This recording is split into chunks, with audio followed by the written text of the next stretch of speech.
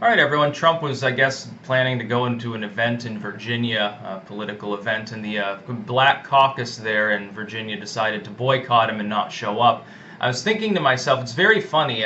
Trump makes a mean tweet about Baltimore, one that echoes what Sanders said 3 years ago and what the Baltimore Sun said last year, namely that Baltimore is overrun with crime, it's overrun with nastiness, it's falling apart because of successive administrations of a corrupt nature. It's fucking falling apart. It's in one of the most high crime spots in the United States. Somebody pointed out yesterday the crime rate in Baltimore is higher than that in Guatemala, and so it was funny to see people like Elon Omar complaining about using Guatemala as a safe third country. Oh, it's not safe enough. It's like, yeah, the UN Charter really requires that the country be very, very first world. No, it doesn't.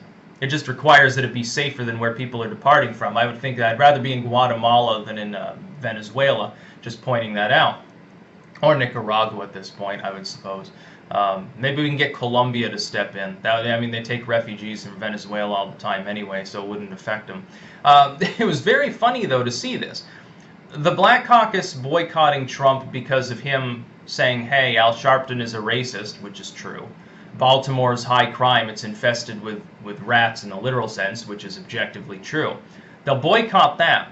Where was the outrage when their governor, a Democrat, Northam, one of the most highly ranked members of the Democratic Party in the country, by the way, if you're the governor of Virginia, an important swing state, lots of electoral votes, you know, you're cozied up to D.C. in the most geographical sense, you're the governor of that state, you are a very powerful person. You're one of the most powerful state-level politicians within your party at that point. It's like being the governor of Texas, or maybe the governor of California, one of the big states in the country. It's not like being the governor of Vermont.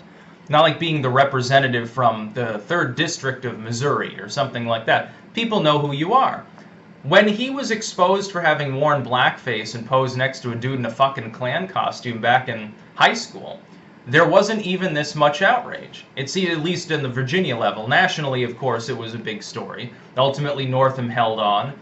What was it, the lieutenant governor there had some crazy shit going on. He's still there. I think nobody ended up resigning. It was very funny. So he got a situation where, according to the auspices of the more racism stuff, if it had been a website developer, the sleeping giants in Salon and Vox would be trying to rattle swords and get them kicked off of the visible internet. If it were a Republican politician, they already would have been forced to resign by their colleagues. The fact is, though, that Northam stuck it out. When are these caucus goers going to boycott their governor and say, we're not showing up for anything that he says or does? We're going to turn our backs on the bastard. When are they going to do that? He was wearing, I don't see any pictures of Trump in blackface. You know, forgive me if I'm wrong. You can dig up his yearbook photos. What did he say in his yearbook? Donald Trump, I mean.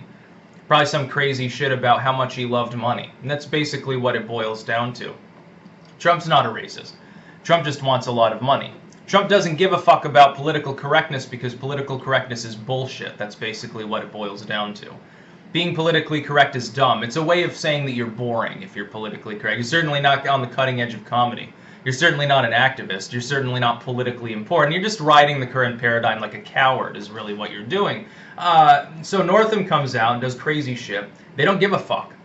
Oh, sure, they said, well, this is regrettable and maybe he should resign. Did they try to force him to resign? Did they say that we should all boycott his events so that they're all empty until he gets the point and fucking leaves?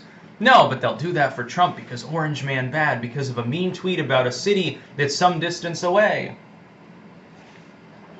Maryland may be close to Virginia, but I do not believe they are the same state. And by the way, Baltimore is actually blighted. That's like if you could go back in time to the 70s and say, well, New York City is a cesspit of high crime and violence. Well, yeah, it was. It doesn't mean that you're hating any particular New Yorker, other than maybe the government at the time. No, it means you're pointing out the fucking obvious. How is that? How is this possibly? How can it possibly be labeled as bigoted? If he were to say this about a city, you know, let's say he said this about some town in Appalachia that was overrun by opiates, would he be called racist or bigoted? Because I seem to recall him talking a great deal about New England communities, that is up in my neck of the woods, New Hampshire, Vermont, Maine, and so forth, being blighted by opiates. Or West Virginia, overwhelmingly white regions of the country, in fact, the two whitest regions of the country, other than I think Alaska at this point, They are overrun with drugs. Trump pointed this out. Hey, there's drugs and crime and all sorts of problems here. X, Y, and Z. Did anybody say, well, Mr. Trump, how dare you talk badly about our communities? How dare you talk badly about opiate users or something like that? Nobody said that. Nobody had a fucking problem with it because it wasn't an inner city black community. Meanwhile, the Al Sharptons, the opportunistic race baiters of the Democratic Party, have a big problem with it. Here's the funny part, though. These people have made their money by proclaiming the problems of Baltimore and similar inner cities. They've been talking about it the whole time. Inner cities got problems. There's prostitution. There's drugs. There's gun violence and other violence too. There's gangs, corrupt police, corrupt local officials, falling apart infrastructure, rats in most literal sense. All these problems, not just in Baltimore, but in St. Louis and in Flint and Detroit and all of these other places that are invariably run by Democrats somehow. We've got these problems, so we need more money. I'm collecting money for Tamir Rice. Put money in my pocket, and I promise that they'll get some of it. This is what the Al Sharptons and Jesse Jacksons have done, making their career for like 30, 40 fucking years. And then all of a sudden they do a 180 and pretend that the problems that they have campaigned on and raised money on and harangued about for that period of time don't exist because Trump pointed out that they exist. He's become so monumentally, I mean, you got to worry about Trump being a little too powerful because all he has to do to get the entire political system of this country to take up a view is to take up the opposite view. So if he says censorship bad, it causes our whole political system to say, hey, censorship is good, burning books is great, it's an American tradition to burn books. It's wonderful to censor music, yeah, but fuck the rap music, fuck heavy metal. That's all Trump has to do. Like, if Trump were actually malevolent, my goodness, he could usher in a dictatorship. Really, really easily. Of the successive administration, of course, but yeah, he could do that. Thank goodness he has more populism in mind. And thank goodness he's so heavily obstructed that half the time I half expect them to demand his Twitter account be banned just for reasons. It's some crazy shit. So these opportunists within the Virginia legislature that are boycotting, an event that has to do with Trump. Where was your fucking outrage when your standing governor? Oh, I know it's because he has a D after his name, of course. Where was your outrage when he was exposed as having, done racially insensitive things? If there were a photo of Trump from the 70s or 80s wearing blackface, the impeachment calls would grow to a cacophony the likes of which you've never seen before. It would make Watergate look mild. Not because it would actually be particularly problematic, it's like, 30 fucking years ago or something, but because of the optics. Because it would be used and harangued about endlessly by people who have Trump derangement syndrome. But Northam does it, nobody gives a fuck.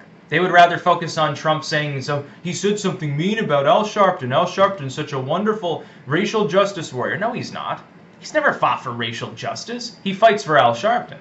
And every sane commentator from the Gen X period has pointed this out. Listen to what they've said about Al Sharpton in the past.